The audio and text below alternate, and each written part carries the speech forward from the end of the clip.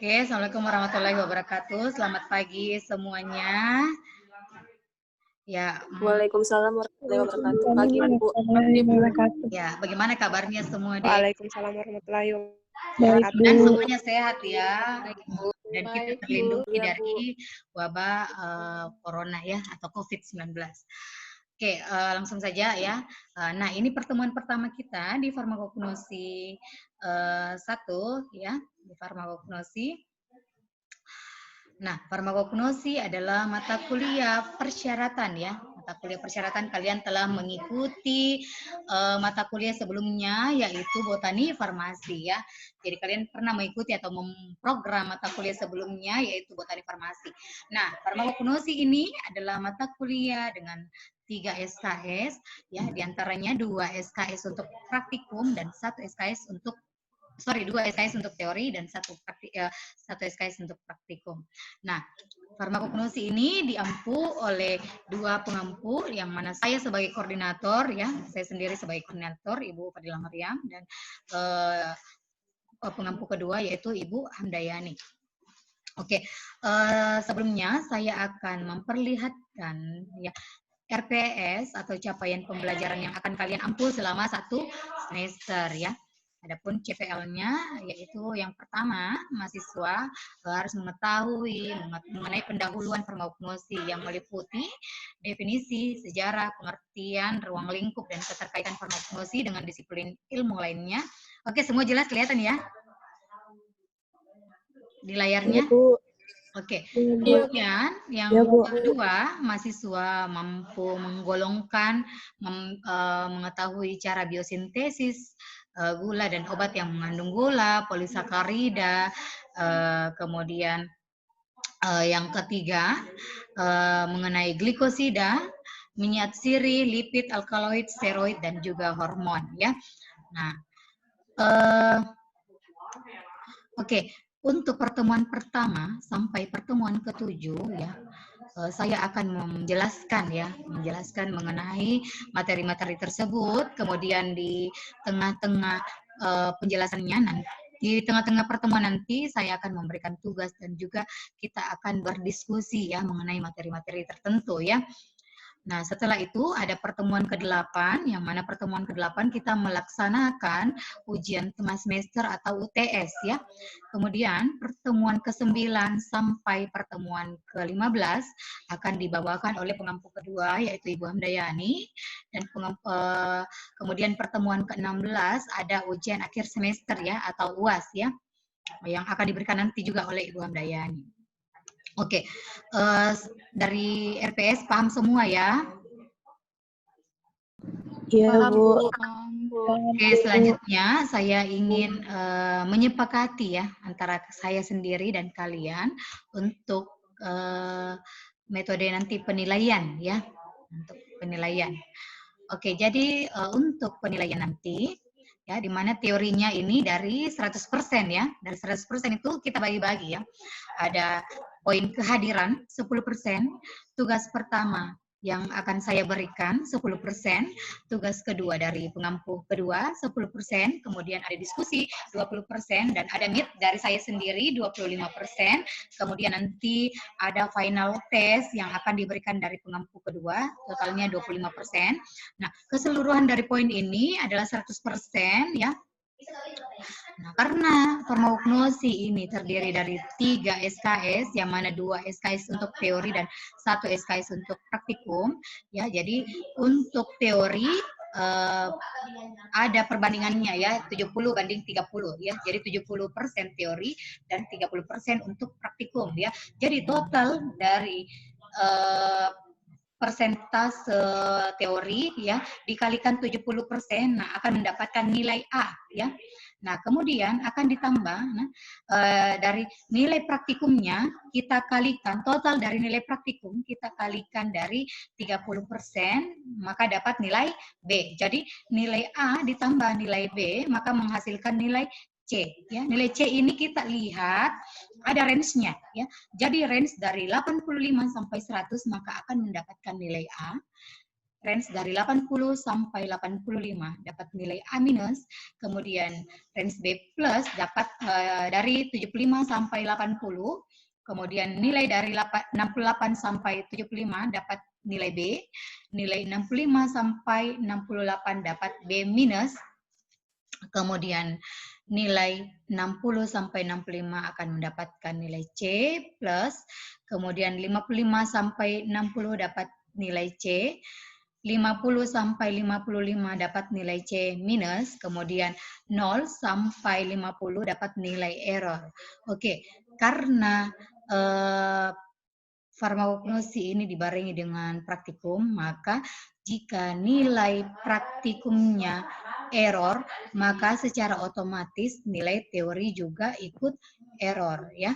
Jadi kalau nilai praktikumnya error, walaupun nilai teorinya tinggi, itu tetap keluar nilai error bintang. Artinya kalian akan mengulang di tahun depan materi farmakognosi lagi, ya. Tapi kalau nilai teorinya, nilai praktikumnya bagus, nilai teorinya juga bagus, ya, kita akan masukkan di rentang mana ya nilainya, dapat range yang seperti apa, ya. Oke, kita sepakat untuk penilaian. Iya, Bu. Iya, Bu. Oke, Bu.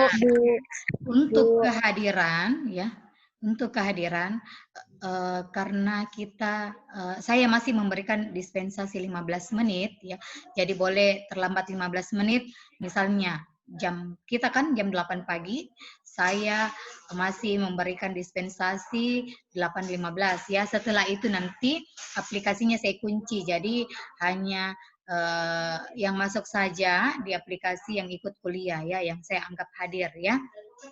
Oke, nah kemudian kalau ada yang sakit, silakan kalian memberikan atau dari surat sakitnya, ya, dari dokter, ya, melampirkan surat sakit dari dokter, ya. Oke, kita sepakat untuk itu.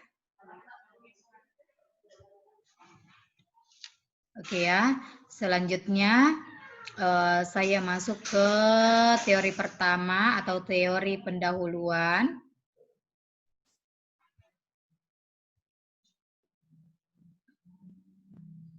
Nah, di pendahuluan ini saya akan menjelaskan sedikit mengenai sejarah dan perkembangan farmakognosi, ya.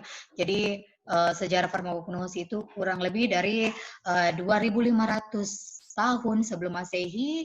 Nah, ini tanaman sudah lama dikenal, ya, sudah lama dikenal sebagai bahan baku untuk membuat obat, ya. Nah, adapun pada tahun tersebut, nah, ditemukan di lempengan tanah liat, ya, ada simplicia, ya. Simplicia seperti kulit delima, opium, adas, madu, ragi, dan minyak jarak yang tersimpan, ya, di perpustakaan Assurbanipal di Asira. Nah, ada beberapa tabib, ya, atau seorang yang zamannya dulu disebut tabib, kalau zaman sekarang namanya dokter, ya. Nah, yang pertama itu tabib pertama yang bernama Hippocrates pada tahun 1446, ya, dia mengenalkan kayu manis, kelembak, gom Arab, bunga kantil, dan lain sebagainya sebagai bahan utama pembuat obat, ya. Kemudian dikembangkanlah oleh Linnaeus pada tahun 1737. Linnaeus ini seorang ahli botani dari Swedia, ya. Dia menulis buku mengenai Genera Plantarum yang merupakan buku pedoman utama sistematik botani, ya. Jadi di dalam bukunya itu mengenai pengobatan menggunakan obat tradisional dari hewan dan dari tumbuhan. Nah, kemudian karena mulailah berkembang farmakognosi modern, ya. Nah, itu dikembangkan oleh Martius, ya. Martius ini adalah seorang apoteker yang berasal dari Jerman. Nah, kemudian dia membuat buku namanya judulnya Grunderis der Pharmakognosis des Pflanzernährers, ya, yang menggolongkan simplicia menurut dari segi morfologi dan cara mengetahui bagaimana memurnikan simplicia. Oke, karena farmakognosi mulai berkembang seiring perkembangannya ya. Nah, pada abad ke-19 ya, mulai dikembangkan ya. eh, Farmakognosi ini diuraikan menjadi makroskopik dan mikroskopik ya, di mana makroskopik itu meliputi uji organoleptik ya. Uji organoleptik itu kita bisa melihat bentuk dari simplisianya, ukurannya, warnanya, baunya ya. Kemudian kalau secara mikroskopik kita bisa melihat dengan bantuan alat mikroskop. Ya, di situ kita bisa melihat jaringan-jaringan yang mendukung ya dari simplisia tersebut ya, jaringan apa ya yang ada pada simplisia tersebut. Nah, kemudian sampai sekarang perkembangannya sudah ke usaha-usaha isolasi, identifikasi dan juga teknik-teknik kromatografi untuk tujuan analisa kuantitatif dan kualitatif. Oke, adapun pengertian farmakognosi, ya jadi farmakognosi ini terdiri dari dua kata, yaitu farmakon, yaitu obat, yang artinya obat, kemudian gnosis, yang artinya ilmu pengetahuan. Jadi farmakognosi ini ilmu pengetahuan tentang obat dari bahan hewani, nabati, dan juga mineral.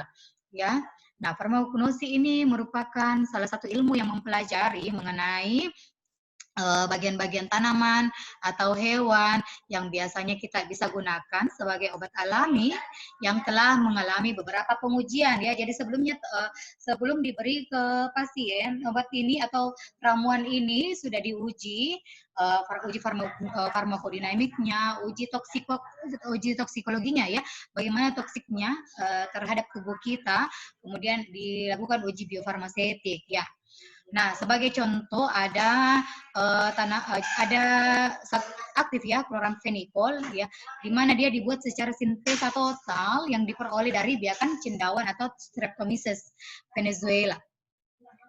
Oke, selanjutnya ada hubungan farmakognosi dengan obat ya, di mana definisinya mencakup seluruh ruang lingkup farmakognosi yang diberikan oleh Flakinger ya, yaitu pengetahuan secara serentak berbagai macam cabang ilmu pengetahuan untuk memperoleh segala segi yang perlu diketahui tentang obat.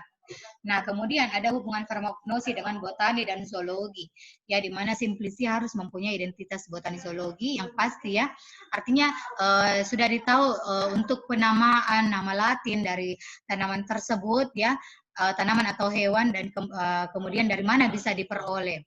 Oke, kemudian ada hubungan farmakognosi dengan ilmu lainnya ya. Jadi sebelum kimia organik dikenal, simplisia merupakan bahan utama yang harus tersedia di tempat meramu atau meracik ya.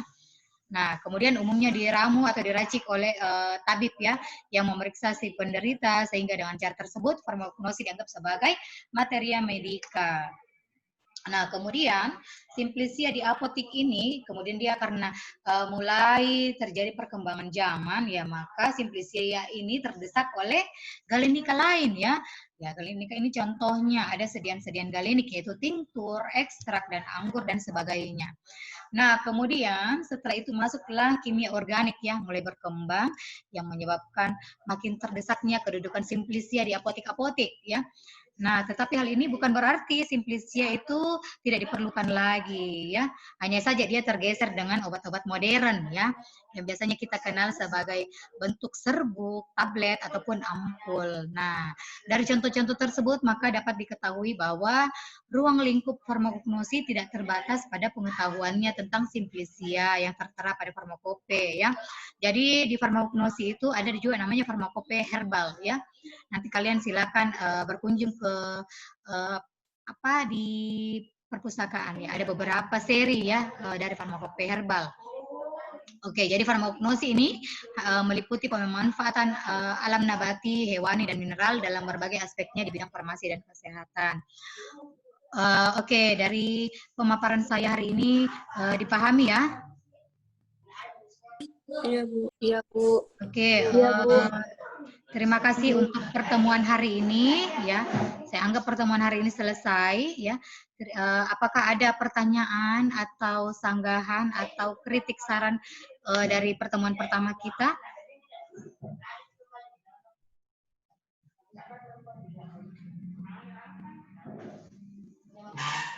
Ada yang mau ditanyakan, Dek? Mohon maaf Bu, untuk absensinya bagaimana Bu?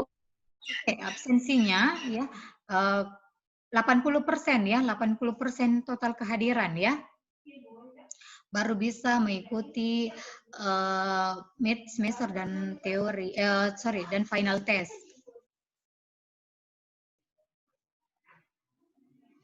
Jadi nilai 80% itu nanti dibagi lagi jadi 10% ya. Jadi total kehadirannya dibagi 10%.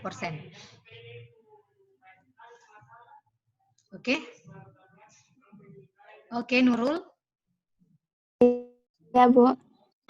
Oke, karena tidak ada lagi pertanyaan, saya tutup pertemuan kita hari ini. Saya ucapkan terima kasih. Assalamualaikum warahmatullahi wabarakatuh. Waalaikumsalam warahmatullahi wabarakatuh. Terima kasih, Bu. Terima kasih, Bu. Terima kasih, Bu. Oke, terima kasih. Terima kasih, Bu. Ya, terima kasih. Kak, bagaimana ini kalau mau dikasih simpan? Stop, Di. Stop.